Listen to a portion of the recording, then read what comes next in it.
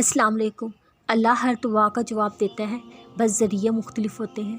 کبھی وہ تمہاری دعا کا جواب کسی انجان انسان کے ذریعے بھیجتا ہے، کبھی کسی تمہارے اپنے کو ذریعہ بنا کر بھیجتا ہے، کبھی وہ تمہارے بے سکون لمحوں میں پرسکون ہواؤں کے ذریعے تمہاری دعا کا جواب بھیجتا ہے، تو کبھی کسی ٹھوکر میں لپیٹ کر تمہاری دعا کا جواب بھیجتا ہے، کبھی تمہاری روتی ہوئی آنکھوں کو سجدے میں گرا کر اپنی مصلحتیں سمجھا کر تمہاری دعا کا جواب بھیجتا ہے، کبھی صبر سے ریزہ ریزہ تمہارے وجود کو تہجد کے سجدوں میں لا کے تمہاری دعاؤں کا جواب دیتا ہے، کبھی ہاتھ تھام کر صبر کا صلہ دے کر تمہاری دعا کا جواب دیتا ہے۔ آزمائش کا آنا اور روح کا ریزہ ریزہ ہو جانا یہ تکلیف بلا وجہ نہیں ہے۔ اس حالت میں محسوس کرنا اللہ تمہارے کتنے قریب ہوتا ہے۔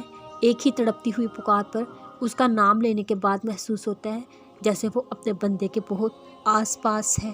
تڑپ وہ دل میں تب بھی پیدا کرتا ہے جب وہ تمہیں یاد کرتا ہے، چاہتا ہے تم بھی اسے یاد کرو، اس سے بات کرو، اپنی ساری پریشانی اس کے در پر چھوڑ آؤ۔ تم تنہا نہیں ہو، تمہارے ساتھ اللہ ہے۔ جس کے ساتھ اللہ ہوتا ہے انہیں وہ کسی کے سہارے نہیں چھوڑتا۔ جانتے ہو آزمائش کب کس طرح شروع ہوتی ہے؟ جب اللہ کو اپنے بندے میں بہت چھوٹی سی لیکن کوئی عادت بہت پیاری لگتی ہے۔